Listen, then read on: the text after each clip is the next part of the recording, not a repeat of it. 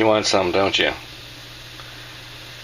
Well, you're going to have to be content just to look at it, because I can't bring it through the YouTube screen for you. Okay, so I thought I would do a little video tonight on how to use Squadron putties. Now, I've been modeling like a long time, and I can't say that I have everything figured out, but I got a lot figured out, and this is certainly one of those things. Now, when people start to use Squadron putty to begin with, sometimes maybe they don't understand it, they don't understand its properties, or maybe they expect too much, or at least expect something different. So what I'm going to do here today is talk to you a little bit about it and show you how you can get really good results with it. Now, the subject today is the current build of the Airfix 737. Now, I chose this for the putty work for a couple reasons. Number one, for its color, this silver color, and also because it's got a long seam, it's got windows, and lots of little areas, so it's a suitable challenge for any sort of putty work. So if we're going to have issues, then we're likely to have issues, here.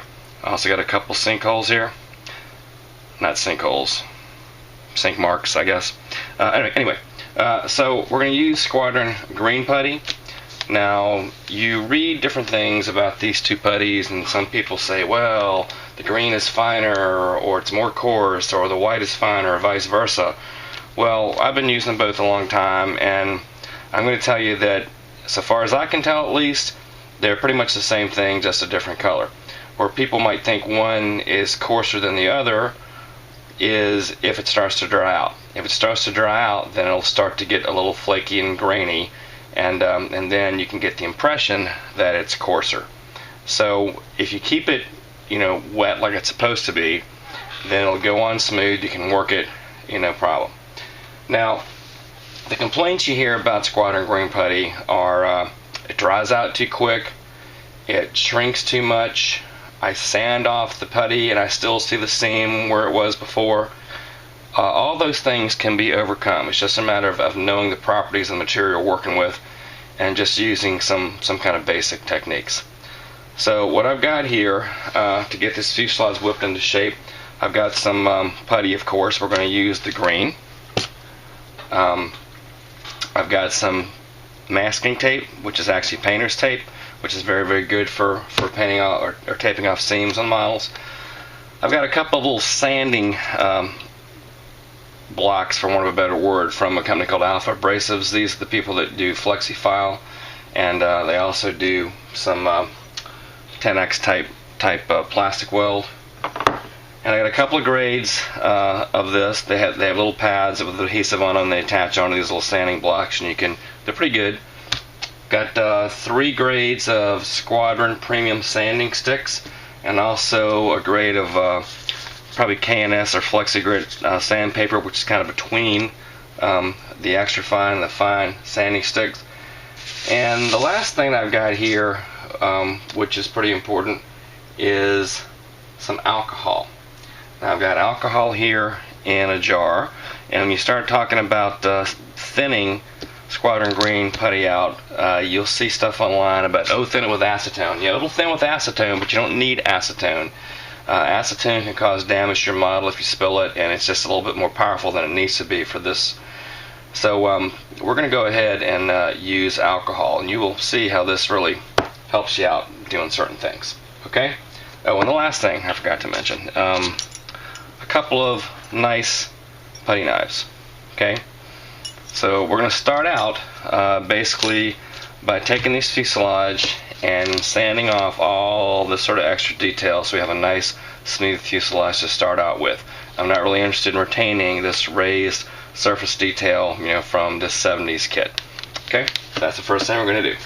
Okay, so I got some water here, and I'm going to use the rougher of this. This is probably about 200 or so grit, maybe 300. Not really that sure. It's not super coarse, but it's not medium either. So we're just going to go at it here for a bit.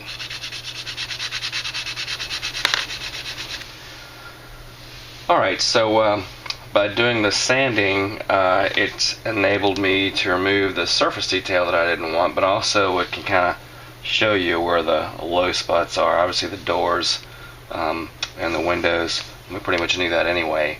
So what I'm going to do now is I'm going to tape off the seams, and we're going to put our first application of green putty on here. Now, a lot of people know about taping off seams. It's done primarily to minimize the amount of putty you have to use, but also to save to preserve surface detail on either side of the seam.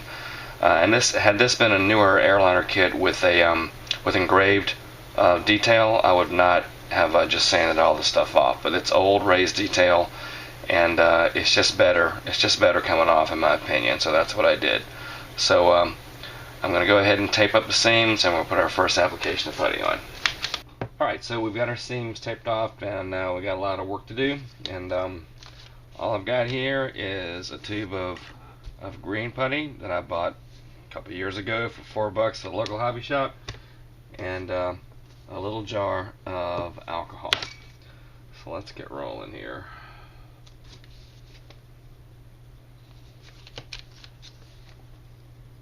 Now, the reason I chose green and silver was because I figured I would get the greatest contrast for what I was working with.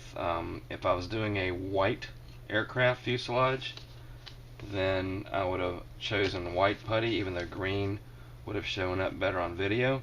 The problem with it is when you put green on white, then when you go to paint, then you have a little bit of an issue with coverage. So just went ahead and went with silver and green.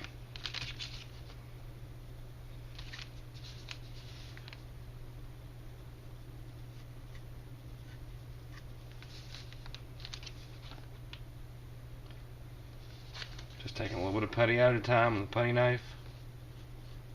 Put it on the seam. Don't mess with it too much, it'll start to dry out. Get back, get a little bit more. Work my way down the seam.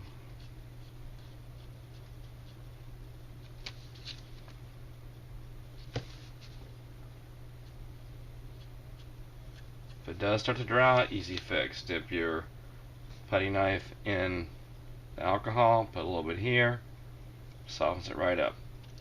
Works just like acetone, it's just not as tough on your model.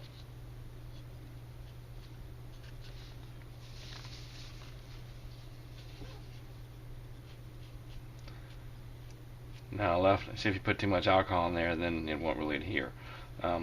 So I left this open spot up front because I've got some sink marks. So I'm not really super concerned.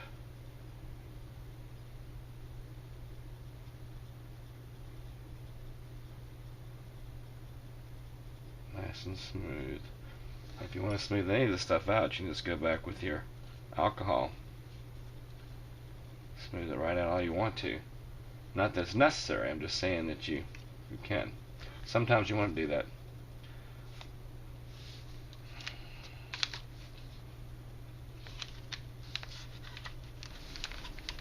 Now, you don't want to put this stuff on too thick. I've heard complaints from people who say, well, melt your plastic. Well, yeah, it's supposed to melt your plastic. It's got a, an ingredient in it called toluene, which is designed to melt the plastic a little bit so that the putty bonds. That's what keeps it from chipping when you're trying to sand it and file on it. So yeah, it's going to melt your plastic a little bit just like glue will.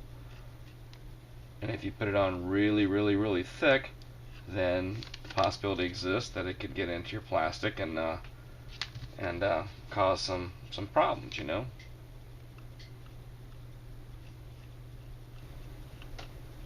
Just periodically dip your spatula, your putty knife I should say, in the alcohol.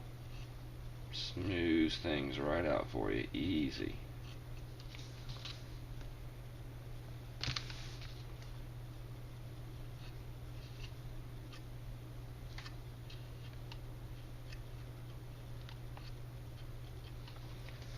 So we've got quite a bit of putty work to do here because all these windows, every seam, every door, it all fits like a kit from the 70s, which it is. and you have to deal with it as such.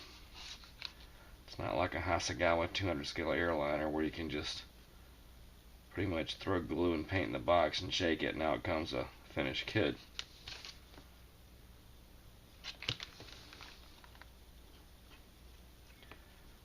Now, one of the reasons I like Squadron putties is they're easy to sand, and that's good and bad. The good part of it is you can get a lot of extra, putty off that you need to. The bad part of it is if you're not careful, you can remove the putty that you need to fill up the seam.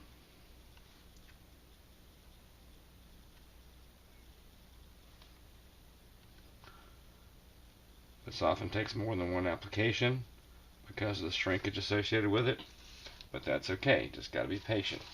If you use another harder putty, like say Tamiya Basic Gray, it doesn't shrink as much, but when you go to sand it off, it's a lot more difficult. Still works, you have to kind of pick your poison, but I keep coming back to this because it gives me the best results using the techniques that I'm showing you.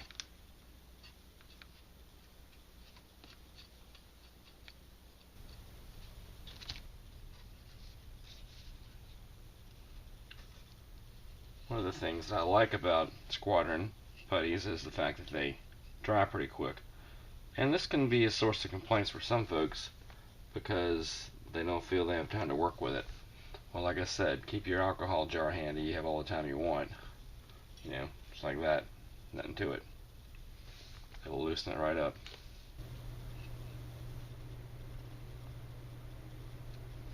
Okay, so once you get the putty on, leave the tape on for about 5 minutes.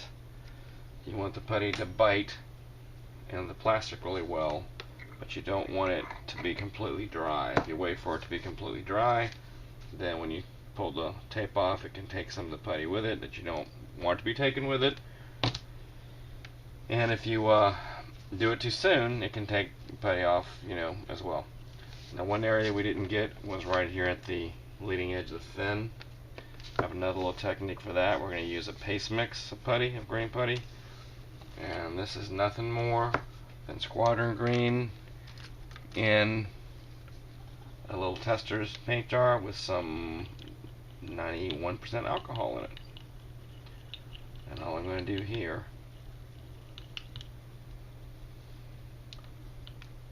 so you can see it right here.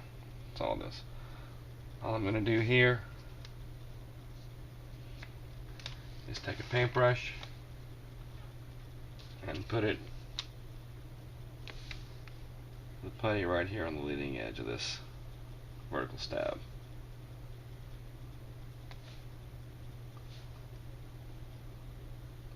If you do this, try to dab it in. If you try to brush it in lengthwise, sometimes it'll just take the putty right out of the seam that you're trying to put putty into. So you want vertical motion, pretty much.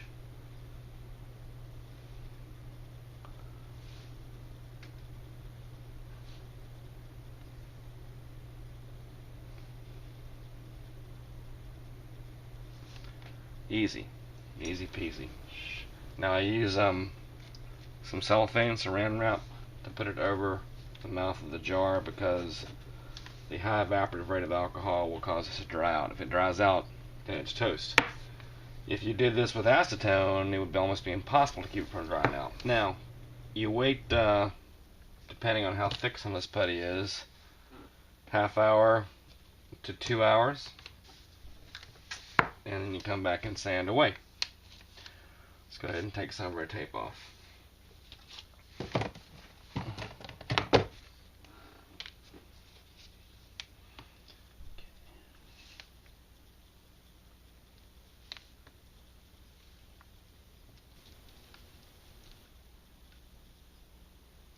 It's important to understand you can't get this all in one go. You are going to have areas that need to be redone. Partly because of sinkage, partly because you missed something, partly because you may over sand it. We'll talk about over sanding here in a few. So as far as a putty job, this is about as bad as it gets. unless of course you're trying to reconstruct large portions of a kit with putty, which is not something this is really suitable for. If you want to do something like that, get some epoxy sculpting type putty. This is only good for relatively thin sections, body work like we're doing here. Now, if I were using Tamiya Basic Gray or 3M Acryl Blue or Green or any one of these other harder putties, when I went to sand this down, it's going to take some work, and we really don't want it to be too difficult to do. So that's one of the reasons I like the Squadron putties, is they are very, very easy to work with. Just have to have a little bit of patience. Alright, so let's let this sit for a little while and come back and work on it.